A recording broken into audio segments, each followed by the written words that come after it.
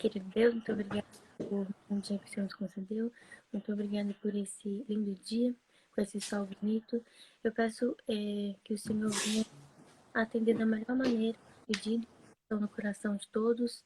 Eu agradeço pelo pai do Rômel, que está melhor, que o Senhor possa sempre cuidar dele. E agradeço porque o esposo da Auri completou mais um ano de vida.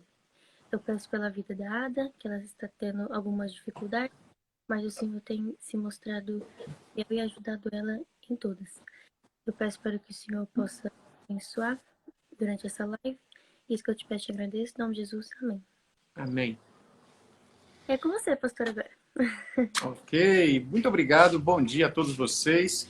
Que satisfação poder me dirigir ao grupo da Igreja Central de Brasília. Na verdade, eu sei que é o Ministério Jovem que está movimentando todo esse pessoal aí a cada manhã, às 7 horas da manhã.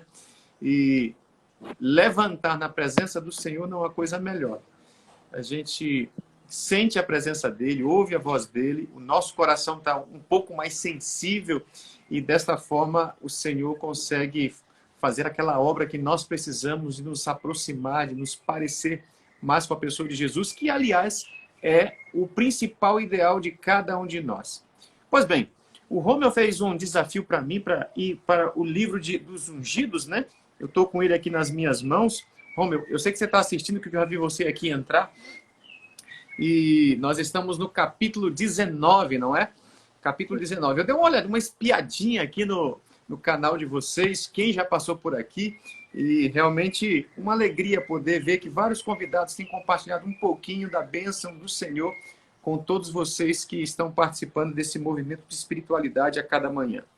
Queridos, a história de hoje, ou a porção de reflexão de hoje, está aqui baseado no livro Ungidos, capítulo 19, que tem como título Eliseu, o bondoso profeta da paz. Quero apenas fazer uma breve introdução antes de destacar alguns pontos importantes para a nossa reflexão hoje.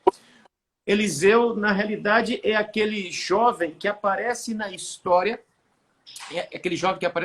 bíblica, trabalhando. Ele está ali cuidando da junta de bois, da quantidade de bois para lavrar a terra dos seus pais, da sua família. E Eliseu está vivendo a sua vida de forma pacífica e Deus então tem uma obra para ser feita, porque através de Elias, Eliseu é chamado para ingressar no ministério. Aliás, nem Eliseu imaginava o que ele iria fazer. Eliseu então é chamado por Elias e passa um tempo simplesmente assim meio que no anonimato. E Deus vai trabalhando por meio dele como? Levando a observar como Elias tem feito o seu trabalho. E ali no final do livro de 1 Reis, e passando para o livro de 2 Reis, nós encontramos então Elias saindo de cena, e agora vai entrando em cena Eliseu, que passou um tempo simplesmente observando, vendo como Elias havia trabalhado, estava vivendo. E aqui no livro de Ungidos é interessante que diz assim, a mensagem de Elias, logo no início do capítulo, diz assim, Deus confiou mensagem de condenação e juízo a Elias, e Elias ergueu a sua voz para reprovar o pecado com ousadia e coragem. Vocês conhecem a história, vocês já devem ter acompanhado alguns capítulos falando sobre isso. Elias foi um homem mais incisivo, mais firme contra muitas coisas. Só que a obra de Eliseu é uma obra de continuidade, uma obra para confirmar o que Elias havia começado no seu período, no seu ministério. Pois bem, lendo esse capítulo, eu queria destacar algumas coisas na experiência de Eliseu e aplicar para os nossos dias hoje. A primeira coisa que eu quero destacar aqui é o seguinte, diz aqui Ellen White nesse livro que vocês devem ter aí, a missão de Eliseu era mais pacífica. Ele deveria fortalecer a obra que Elias tinha começado e ensinar ao povo o caminho do Senhor. Então aqui está a primeira coisa que eu quero destacar para todos nós, para vocês que pertencem à Igreja Central de Brasília, e não importa a idade, eu vejo que alguns estão inclusive de fora de Brasília, mas têm simpatia por esse canal, por vocês que pertencem a esta comunidade. A primeira coisa que eu quero destacar como lição para nós é o compromisso que nós devemos ter para ensinar o que é certo. Eliseu, ele sabia do que estava vivendo, do que estava enfrentando. O povo de Israel havia entrado num estado de apostasia muito grande, muito profundo e de forma muito longa, um tempo muito longo. E quando Deus o chama, ele o chama para dar prosseguimento a essa obra de reavivamento e reforma que Elias havia iniciado. Portanto, Eliseu tinha esse compromisso de ensinar o povo o que é certo. O que isso nos ensina, amigos? Nós estamos vivendo num tempo de verdadeira, como eu diria, escuridão espiritual nos dias atuais. E eu acho que eu não preciso provar nada para vocês, usar tantos exemplos para vocês, para enxergarmos o quanto o mundo de hoje é ruim e mal. E quanta coisa errada tem sido ensinada em muitos lugares. Por meio de faculdades, por meio de cursos, por meio de internet, por meio da televisão, propagandas, por meio das relações humanas, nós vemos o quanto as pessoas têm efetivamente ensinado coisas erradas. E nós que somos adventistas do sétimo dia, temos que estar conscientes exatamente dessa realidade. Nós não estamos neste mundo simplesmente para passar um tempo. Deus nos chamou, Deus chamou você para uma obra muito especial. E essa obra de tentar... Deixa eu despedir da minha mulher aqui. Tchau, beijo. Uma obra de tentar ensinar... Tentar não, ensinar de verdade as pessoas que estão erradas. Sabem, muitos de vocês têm contato com pessoas de diversos segmentos, são pessoas com muitas ideologias, com muitas filosofias. E nós temos o compromisso, como adventistas, com base na Bíblia, com base na palavra, em ensinar o que é certo.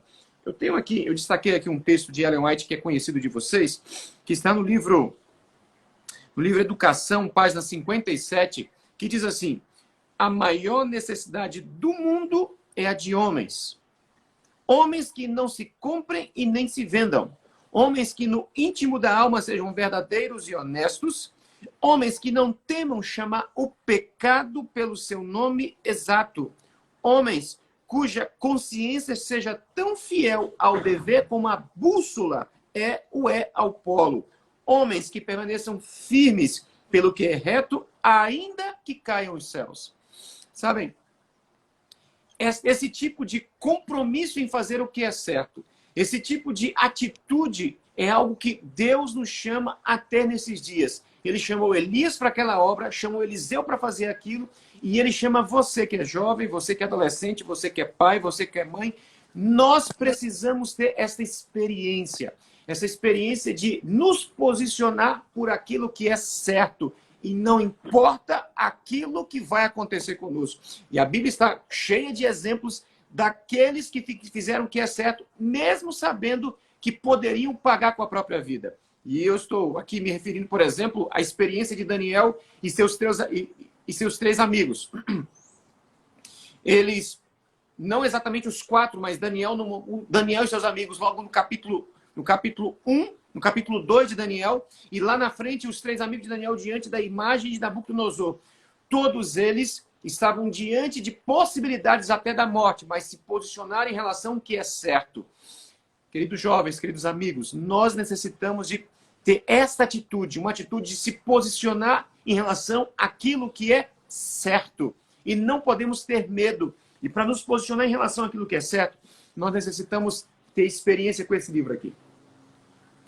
Esse livro nos leva à pessoa de Cristo. E é em Cristo que temos que ter essa experiência todos os dias. Porque somente quando nós o conhecemos, quando nós o amamos, quando nós temos a disposição em segui-lo, ensinar, em exemplificar em nossa vida, que nós vamos poder ter essa postura de nos posicionar pelo que é certo, ainda que as coisas sejam contrárias ao nosso favor.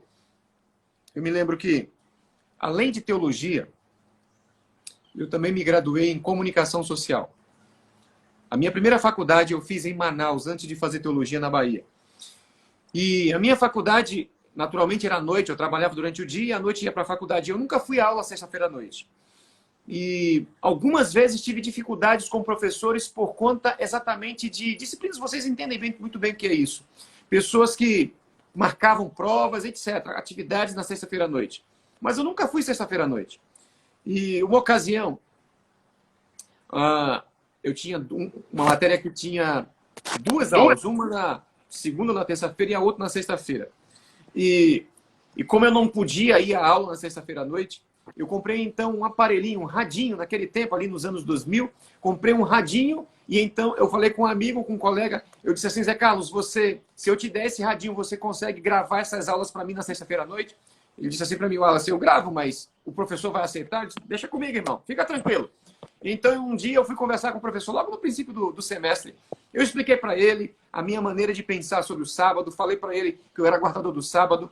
E então, ele disse, tá bom, eu te dou a presença, mas você se vira para acompanhar a matéria. Tudo certo. Então, eu peguei o meu radinho, dei na mão do Zé Carlos, e toda sexta-feira à noite estava lá o Zé Carlos com o meu radinho, com a minha presença.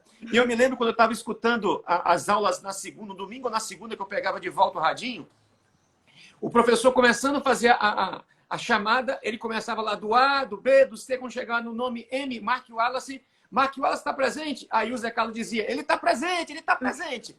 Então, isso era um negócio muito bacana.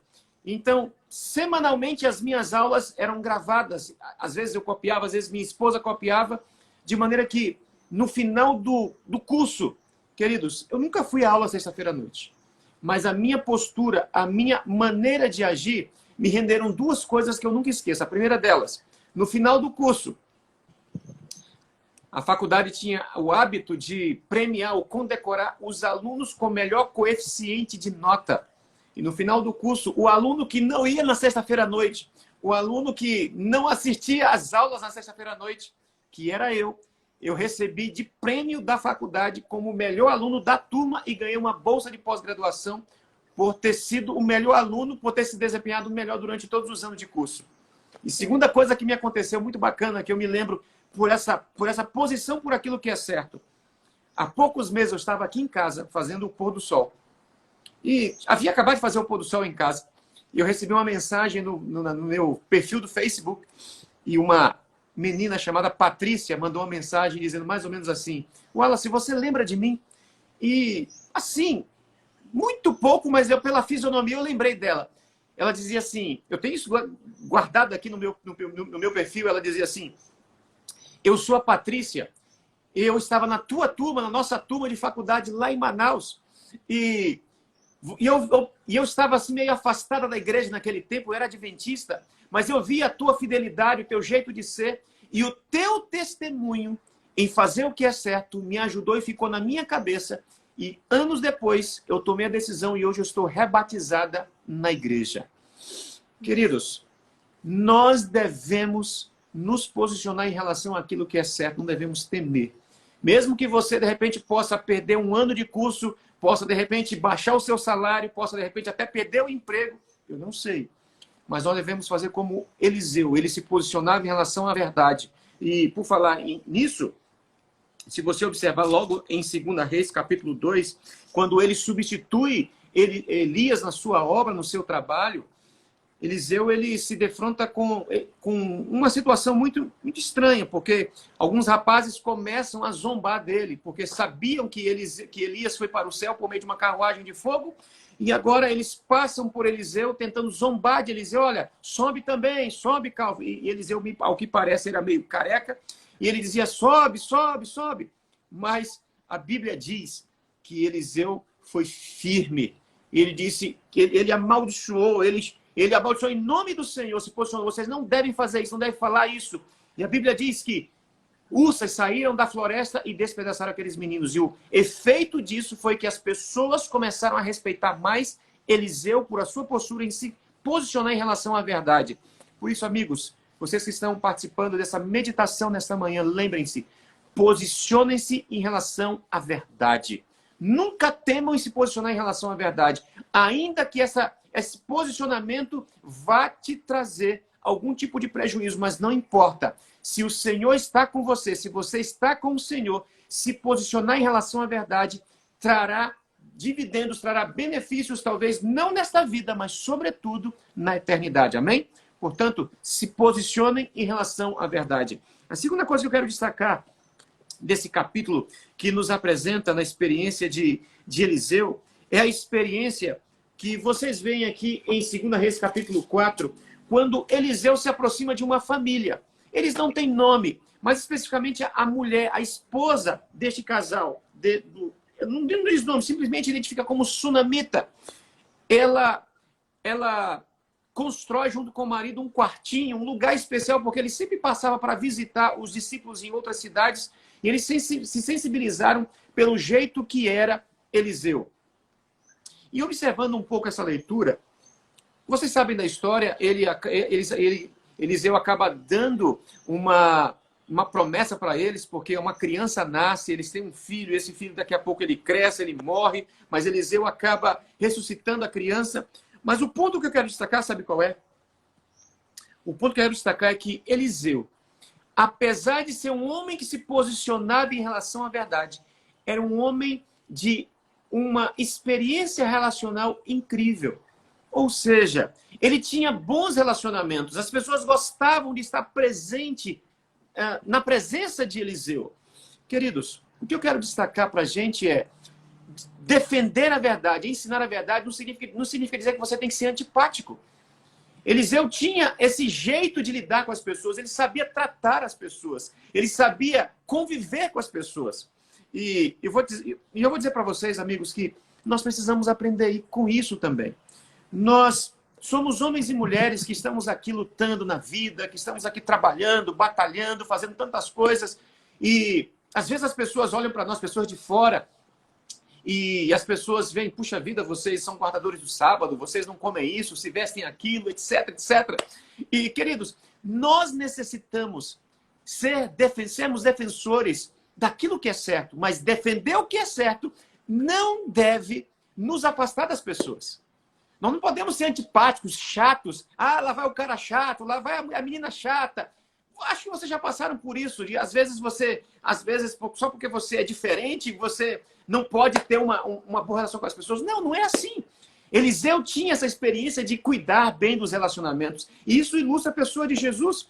Jesus também, ele ensinava o que era certo, se posicionava o que era certo. Mas a Bíblia diz que as pessoas tinham prazer de estar na presença dele. As crianças, as mulheres, as pessoas afastadas, os renegados da época. Até as pessoas ricas tinham prazer de estar na presença do Senhor Jesus. Da mesma forma, nós devemos fazer o mesmo.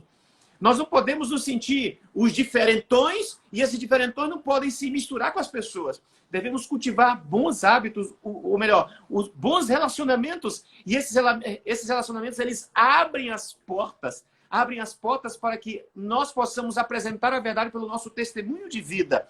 Sabem, eu tenho aprendido que no trabalho da igreja, nós precisamos exatamente viver isso. Nós precisamos buscar ser competentes, ensinar a fazer o que é certo, ensinar o que é bom, mas não podemos nos afastar das pessoas. Não podemos nos sentir de nariz empinado. Temos que ser, na realidade, pessoas altamente sociáveis, altamente relacionáveis.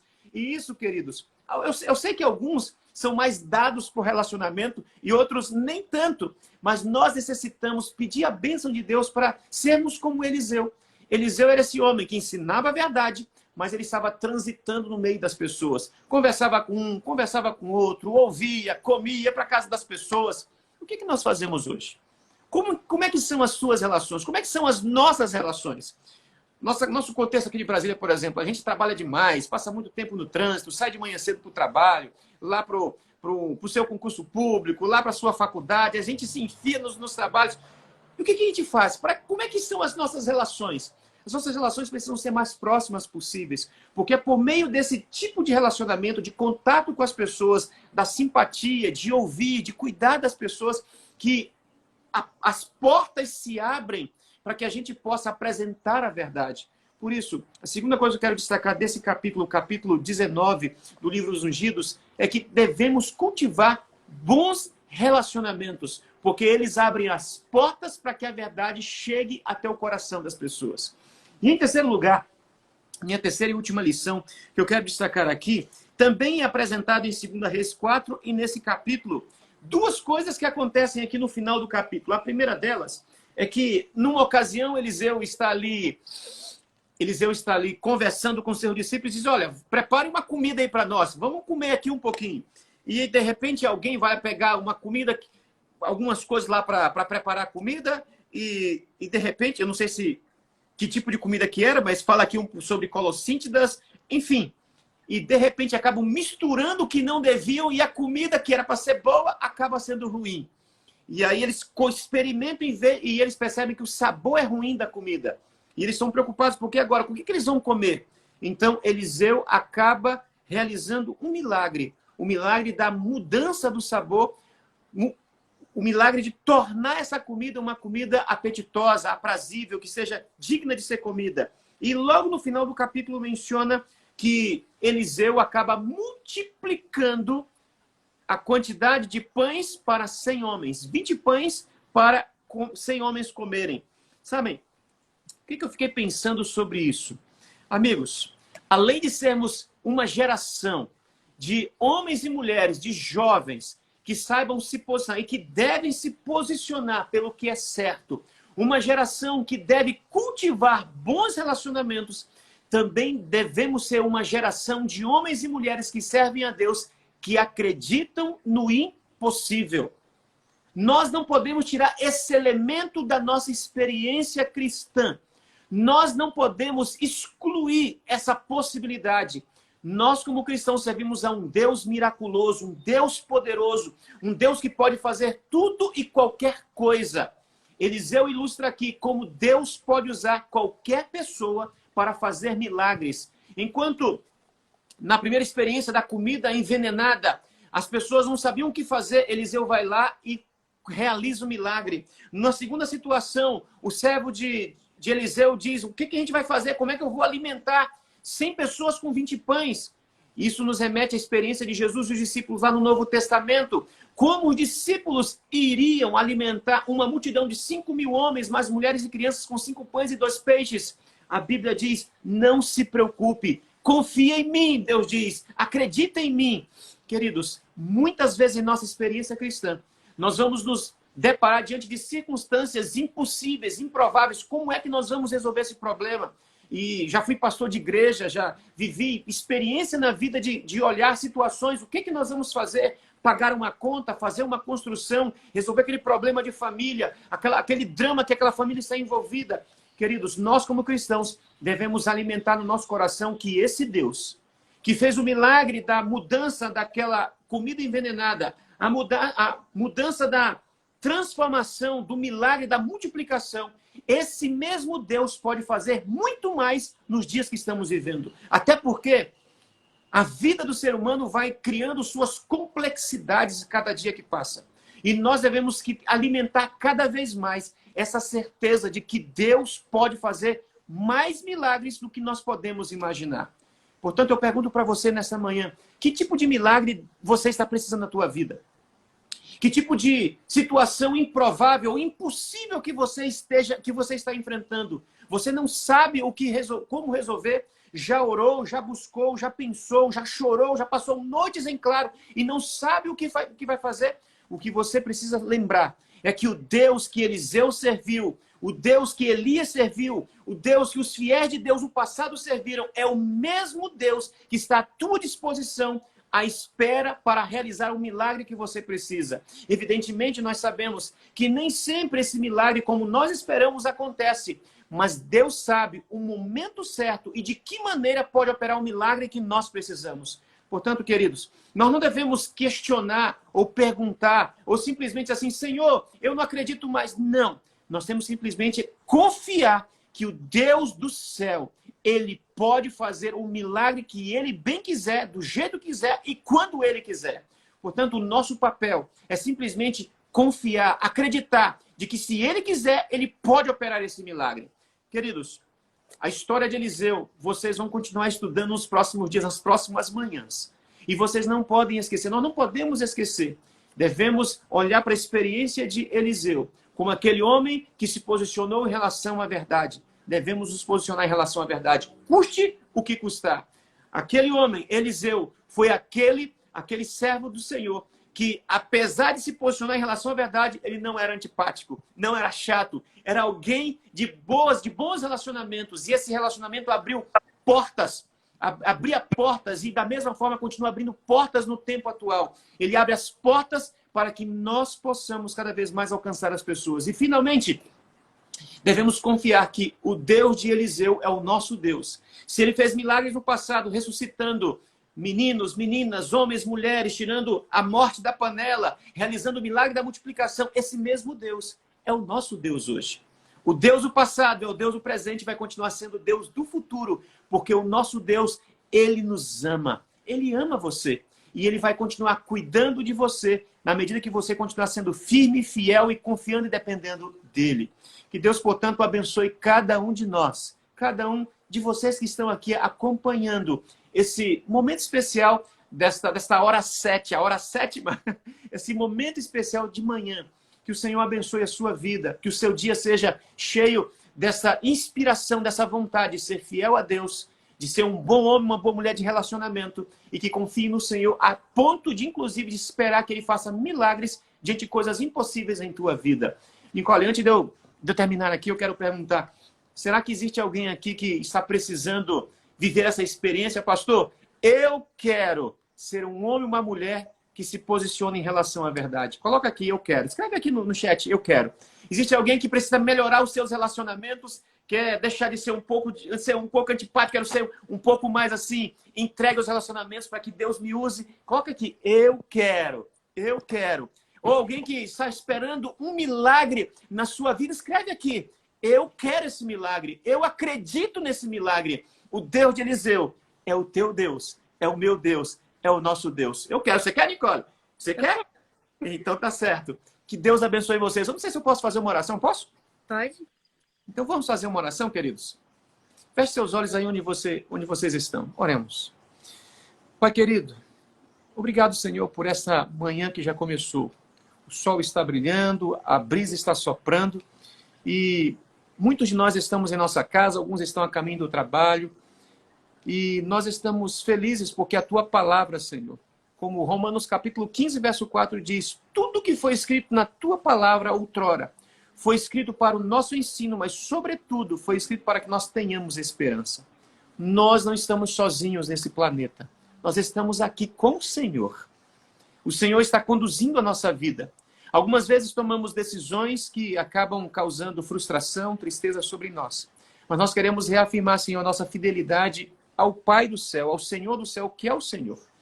Tu sabes o quanto precisamos viver essas experiências transformadoras e olhando para a experiência de Eliseu. Nós queremos, Senhor, viver essa mesma experiência. Nós queremos. Tu viste aqui, teus filhos escrevendo, eu quero, eu quero. Nós queremos nos posicionar como filhos teus, essa última geração, uma geração de homens, mulheres, de jovens, de meninos e meninas, de famílias que estejam sempre do lado da verdade, custe o que custar. Queremos ser pessoas, filhos teus, que cultivem bons relacionamentos, que nos posicionemos em relação à verdade, recriminando o erro, mas que nós possamos ter o cuidado de se importar, de amar as pessoas, porque isso vai abrir portas para que as pessoas conheçam a tua verdade. Nós precisamos ser coerentes, que o nosso discurso seja coerente com a nossa prática de vida. E, finalmente, Senhor, queremos também viver a experiência de, se necessário for, experimentar e viver milagres. Realize esses milagres em nós. Teus filhos estão aqui nesse mundo, nós estamos neste mundo, e quantas vezes nos vemos diante de dilemas, situações angustiantes, sem saber o que podemos, o que vamos fazer. Mas nós queremos nos submeter para que esses milagres que aconteceram no passado também possam acontecer em nossos dias, em nossa vida. Portanto, se existe alguém aqui, Pai, que necessita da tua ação poderosa, miraculosa, opera este milagre no dia de hoje na vida dos teus filhos que estão te ouvindo. Abençoe a todos nós, abençoe a comunidade da Igreja Central de Brasília e aos nossos amigos que nos acompanham a cada manhã aqui. É o que te pedimos confiando nos méritos de Jesus, nosso Senhor e Salvador. Amém. Amém.